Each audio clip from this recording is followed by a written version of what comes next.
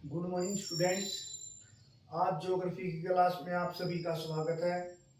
आज का जो हमारा क्वेश्चन है वो है सेल किसे कहते हैं, सेल कितने प्रकार की होती है। सेल को चट्टान भी बोलते हैं। चट्टान किसे कहते हैं, चट्टान कितने प्रकार की होती है। तो हम पहले बताएंगे सेल चट्टान। भूपर्पटी का सबसे ऊपरी भाग, भूपर्पटी जिस पर हम रहते हैं, भूमि का सबसे ऊपरी भाग तथा सतल मंडल का सबसे महत्वपूर्ण भाग क्या कहलाता है, सेल। सेल क्या होता है, भूपर्पटी का ऊपरी भाग तथा सतल मंडल का सबसे महत्वपूर्ण भाग सेल कहलाता है। फिर बता रहा हूं सेल क्या होती है। सेल जो हमारी भूपर्पटी होती है, भूपर्पटी अर्थात भूमि का ऊपरी भाग तथा सतल मंडल का महत्वपूर्ण भाग सेल कहलाता है। उसके बाद है सेल की परिभाषा, मतलब सेल किसकी बनी हुई होती है। सेल का निर्माण एक या एक से अधिक खनिजों के मेल से होता है। जो हमारी सेल है, चट्टान है, उनका निर्माण किससे होता है, एक या एक से अधिक खनिज, एक या एक से अधिक खनिजों के मेल से। मतलब सेलों का जो निर्माण होता है वो किसके मेल से होता है, खनिजों के मेल से होता है। किसके मेल से होता है, खनिजों के मेल से होता है। उसे क्या कहते हैं, सेल कहते हैं।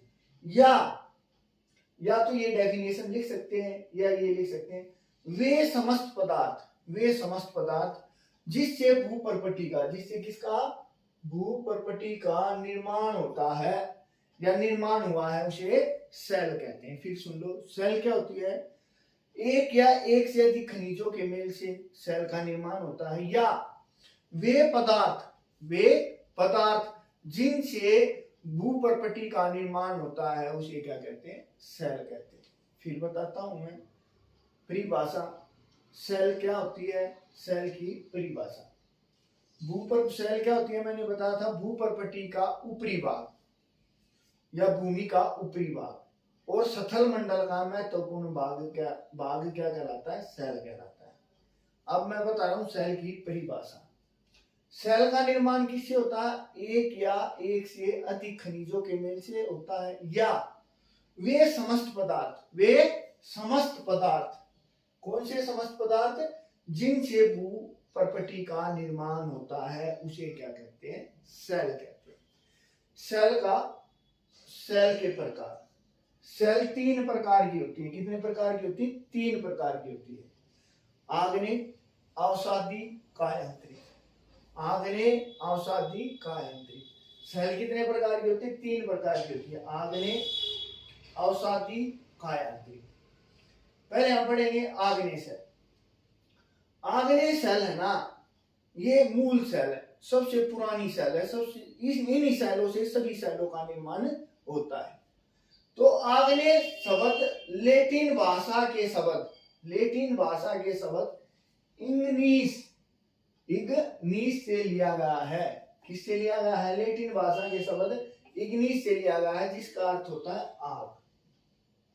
लेटिन भाषा का कौन सा शब्द है, इग्निस, उसका क्या अर्थ है, आग। अर्थात जब पृथ्वी के अंदर से गर्म पदार्थ मैग्मा बाहर निकलकर पृथ्वी के तल पर पहुंचता है, मतलब जब, या ये भी बोल सकते हैं, जब ज्वालामुखी विस्फोट होता है तो पृथ्वी के अंदर से गर्म तरल पदार्थ पृथ्वी के तल पर पहुंचता है। जब तल पर पहुंचता है तो उसका जो गैसीय अंश होता है वो तो वायुमंडल में मिल जाता है, और जो तरल पदार्थ बच जाता है वह लावा में परिवर्तित हो जाता है। और लावा के ठंडा होने से जिन सेलों का निर्माण होता है उसे आग्नेय सेल कहते हैं। आग्नेय सेलों को मूल सेल कहा जाता है। मैंने बताया है स्टार्टिंग में, आग्नेय सेलों को मूल सेल कहा जाता है क्योंकि इन्हीं सेलों से सभी सेलों का निर्माण होता है, और ये पृथ्वी पर सबसे ज्यादा पाई जाती है। उदाहरण है जैसे अभ्रक, ग्रेनाइट। दो उदाहरण बता रहा हूं आपको, अभ्रक और ग्रेनाइट। फिर सुन लो, आग्नेय शब्द लेटिन भाषा के इग्निस से लिया गया है, जिसका अर्थ होता है आग।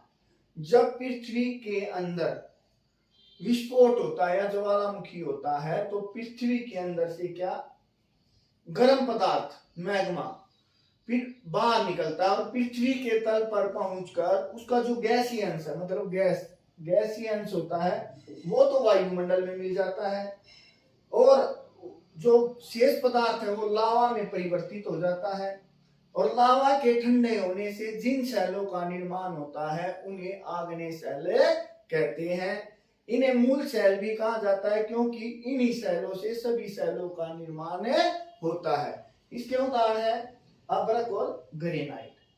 अभ्रक और ग्रेनाइट, या सिंपल भाषा में लिखना हो तो ये भी लिख सकते हो। आग्नेय सेल किसे कहते हैं? जब ज्वालामुखी विस्फोट होता है तो पृथ्वी के अंदर से गर्म पदार्थ मैग्मा बाहर निकलता है। जब बाहर निकलने के बाद उसका गैसीय अंश तो वायुमंडल में मिल जाता है, शेष पदार्थ लावा कहलाता है। अर्थात लावा के ठंडे होने से जिन सेलों का निर्माण होता है उसे आग्नेय सेल कहते हैं।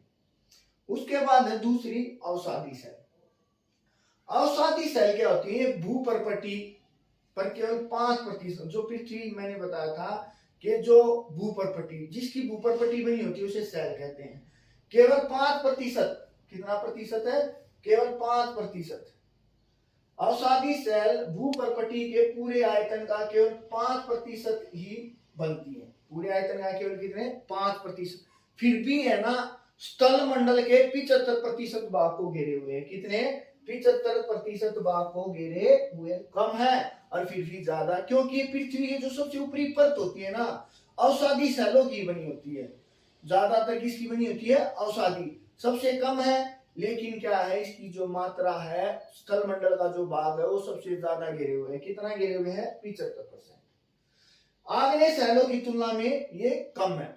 आग्नेय सेलों की तुलना में ये बहुत ही कम है। अवसादी सेलों का निर्माण कैसे होता है? नदियों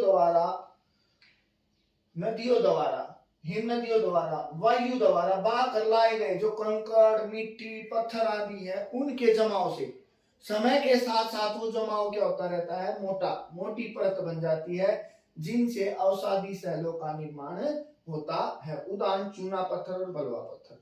सिंपल भाषा में ये भी ले सकते हैं, अवसादी सेलों का निर्माण कैसे होता है? नदियों द्वारा कंकड़ पत्थर बहा कर लाए जाते हैं, समय के साथ साथ उनकी परत बनती रहती है। जब वह परत मोटी हो जाती है तो सख्त टाइट हो जाती है, जिनसे अवसादी सेलों का निर्माण होता है। इसके उदाहरण है बलुआ पत्थर और चूना पत्थर। सबसे कम कौन सी है?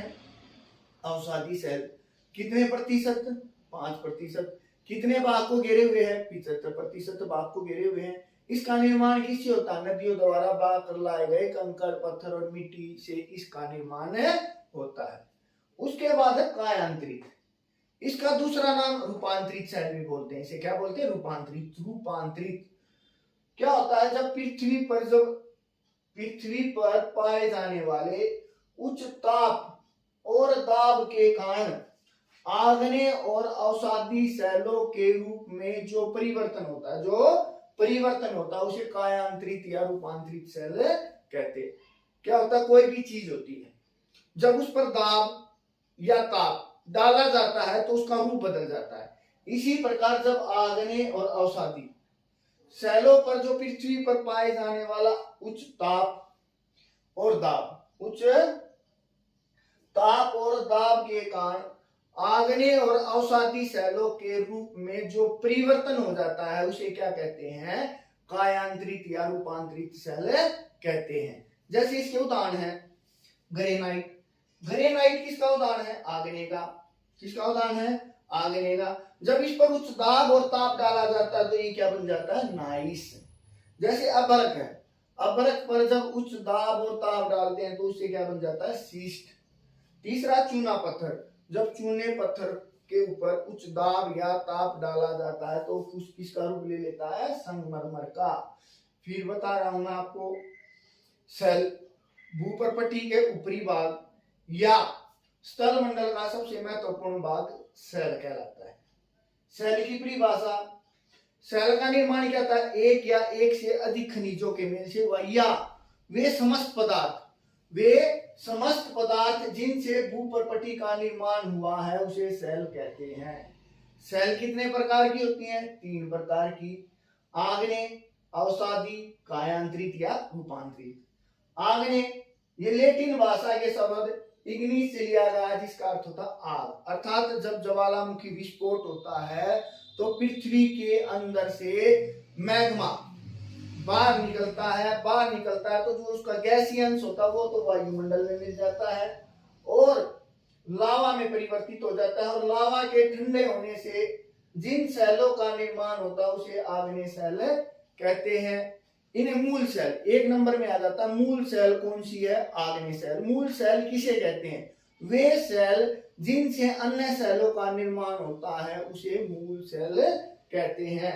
उदाहरण अभ्रक और ग्रेनाइट। अवसादी, ये क्या है, भूपर्पटी के केवल 5% के आयतन पर पाई जाती है लेकिन स्थल मंडल का 75% भाग घिरे हुए हैं। ये आग्नेय सेलों की तुलना में बहुत ही कम है। इनका निर्माण क्या होता है, जब नदियों द्वारा, नदी, वायु, हिम नदियों द्वारा बहा कर लाए गए कंकड़, मिट्टी, पत्थर आदि टुकड़ों के जमाव से समय के साथ साथ एक मोटी परत बन जाती है जिससे अवसादी सेलों का निर्माण होता है। उदाहरण इसका चूना पत्थर और बलुआ पत्थर। कायांतरित, जब पृथ्वी पर जो ताप, उस ताप और दाब के कारण आग्नेय और अवसादी सेलों का रूप बदल जाता है उसे कायांतरित सेल कहते हैं। इसके उदाहरण है ग्रेनाइट का नाइस बन जाता है, अभ्रक का शिस्ट बन जाता है, चूने पत्थर का संगमरमर बन जाता है।